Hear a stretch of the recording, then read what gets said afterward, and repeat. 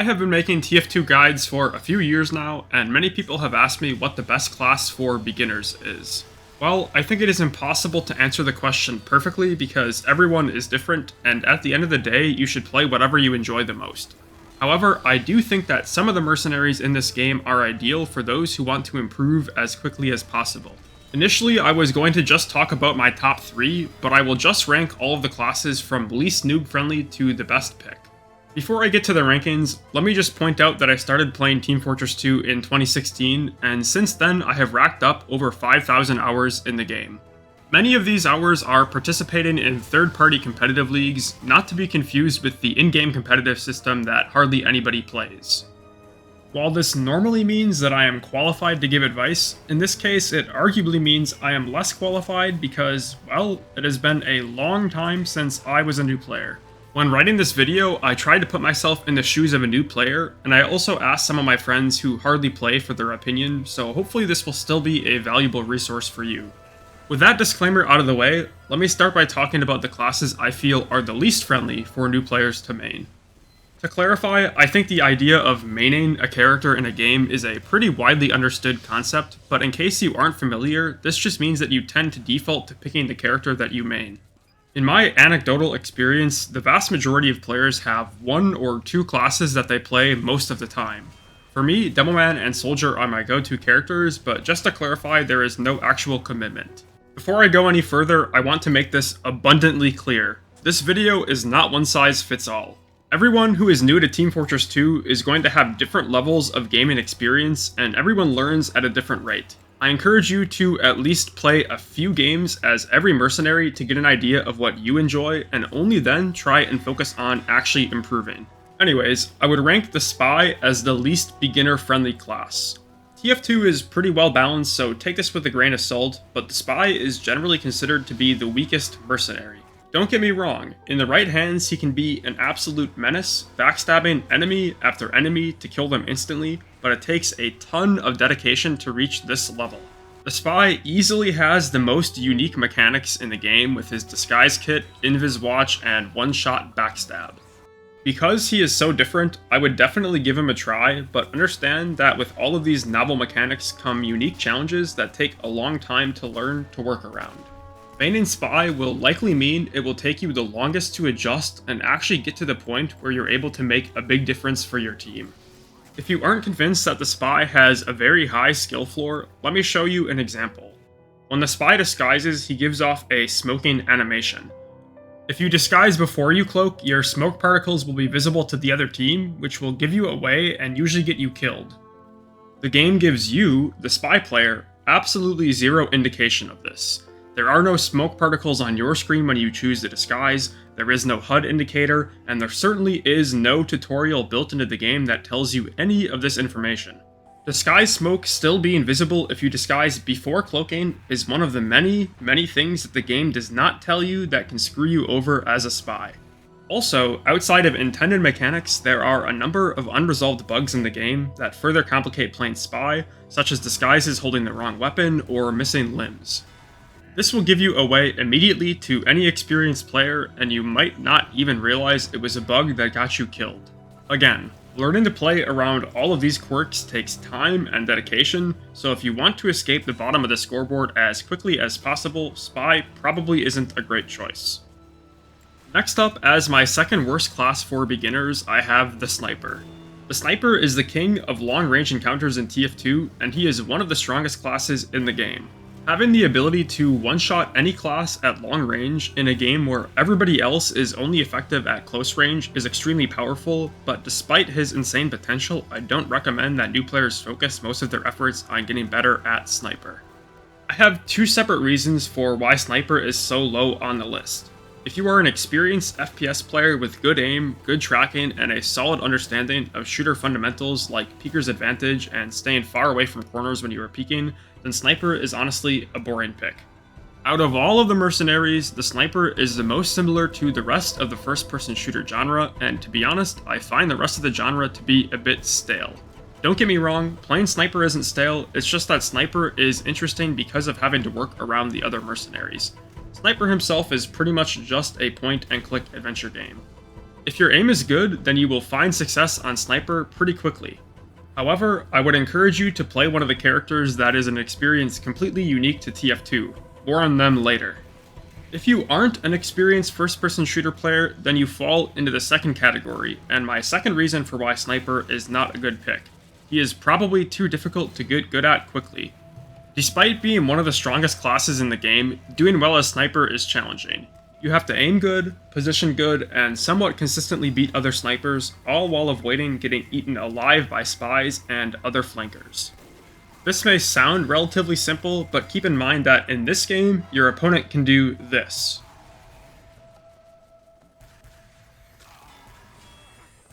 And this.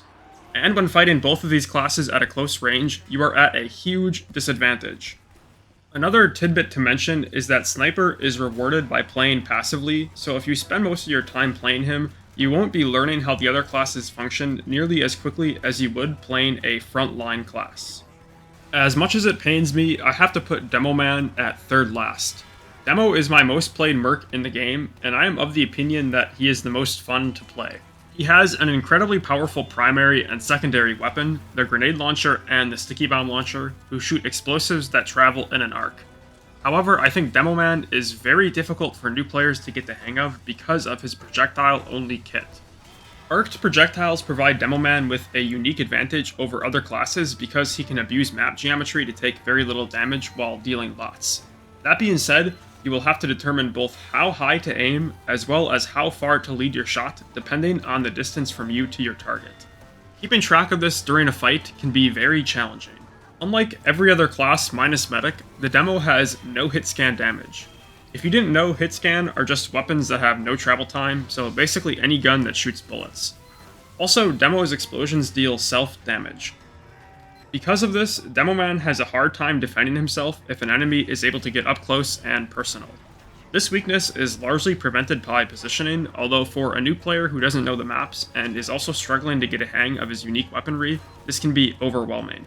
Some might argue that Demoman is actually harder for new players to pick up than Spy or Sniper, but I would disagree.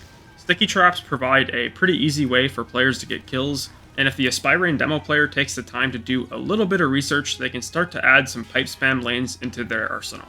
Once you get in the zone with his weapons, Demoman is the strongest damage dealing class in the game in most situations, but similar to the Spy and the Sniper, it takes longer than most other classes to reach that point. Up next is the Scout, and he is the first mercenary that I would actually say is a good choice for beginners to spend most of their time playing. The Scout is a pretty straightforward class. He runs fast, double jumps, and has a shotgun. The most powerful shotgun in the game, actually. Unlike some classes later on this list, the Scout still takes a decent time investment to start topping the leaderboard, but I think it takes far less time than Demo, Sniper, or Spy. Furthermore, despite appearing simple, the Scout has an incredibly high skill ceiling, so you certainly won't get bored along your journey. One downside that I should point out is that Scout is a glass cannon who relies on his movement to dodge damage and stay alive. 125 health is not a lot. You will get 2-shot by grenades, sticky bombs, shotguns, rockets, and even most melee weapons. Therefore, staying alive for longer than a few seconds during a teamfight requires you to learn good movement and positioning. This low health pool means he gets hard countered by Engineer, and depending on the map you are playing, he can be borderline useless because of hostile map geometry. For example, I would almost never want to play Scout on Dust Bowl because the entire map is a choke point, and Scout benefits from open areas that allow him to get value from his movement. Once you get the hang of using movement to juke opponents, Scout becomes an unstoppable killing machine, and his fast speed allows you to run around and win fight after fight. At least until you run into a level 3 sentry. Speaking of sentries, the Engineer comes in at 5th place, and for many TF2 veterans, the Engineer is the quintessential new player character. Some might argue that Engie deserves to be way higher on this list, but I think he belongs here. Engineer relies mostly on his buildings to help his team, which he uses a special resource called Metal to build and upgrade. His sentry auto-locks onto enemies in its range and in line of sight, dealing tons of damage. His dispenser heals teammates and replenishes their ammunition, and his teleporter teleports. A big part of improving an engineer is learning proper resource management in order to minimize the time it takes to set up and to maximize the time your buildings stay up. This doesn't take a great deal of mechanical ability, which is one reason why Engie is somewhat high on this list. However, the placement of his buildings is immensely important. Learning where to place your buildings is easy. You can just spend a few minutes on YouTube watching somebody play a map, and then you have a general idea of where some of the common building spots are. The difficult aspect of building placement isn't where, it's when. Knowing when to move your buildings up, or when to pack up shop and live to fight another day is probably the hardest thing for new players to get figured out. Keep in mind that as you are playing, you will also be focused on repairing your buildings, looking out for spy, and managing your metal count. Overall, Engineer is a decent pick for beginners, but I think there are more solid choices. Conceptually, the Heavy is quite simple, and I think he is one of, if not the easiest class for new players to understand, which is one of the main reasons he's so high on the list. While he is one of the weaker mercenaries overall, he is incredibly strong in the right situation and can absolutely shred enemies if you manage to put yourself into these situations. This can be achieved through positioning and game sense, which I would consider to be the most important thing for getting better at Heavy. Success as a Heavy depends on being in the right place at the right time, so by playing him you will be learning to pay attention to the game state, which is an invaluable skill. Outside of positioning, Heavy can brute force his way through a lot of situations if you happen to make friends with a medic. While getting pocketed is fun and strong in most games, I would avoid falling into the belief that Heavy needs a medic to succeed. Flank Heavy is really good, and in modern TF2, a medic's time is usually better spent healing other targets.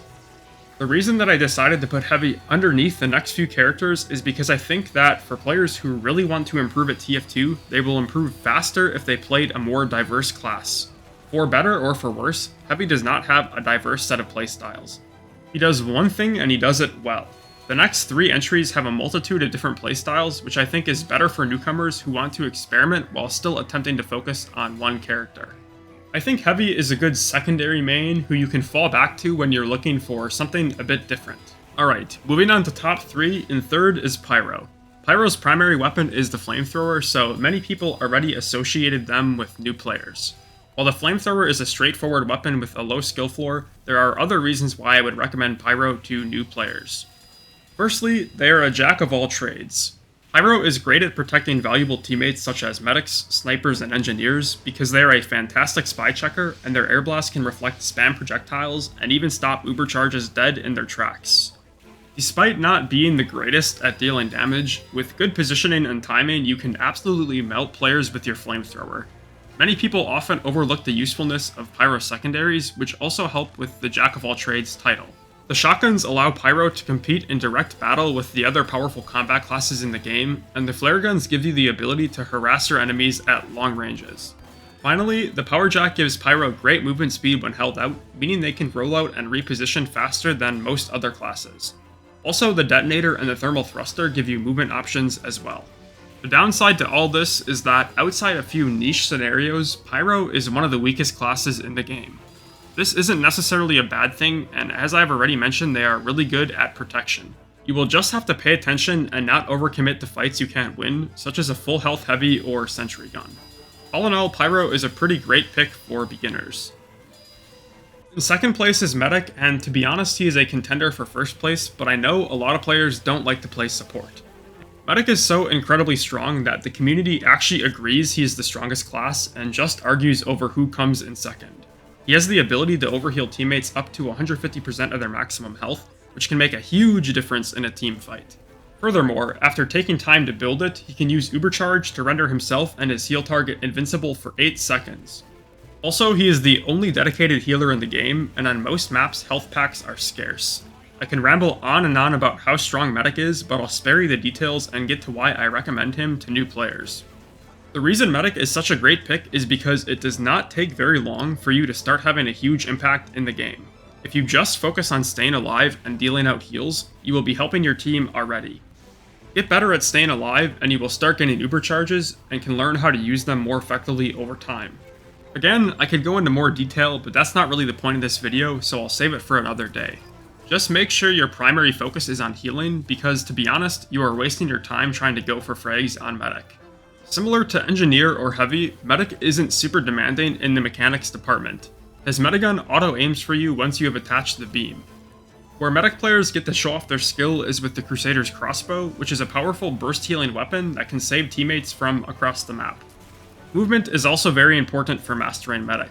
You kind of have a giant target on your back being the strongest class in the game, so the other team is going to want you dead. Dodging spam and surfing damage is important for aspiring medic players to learn. At last, we arrive at number 1, the Soldier.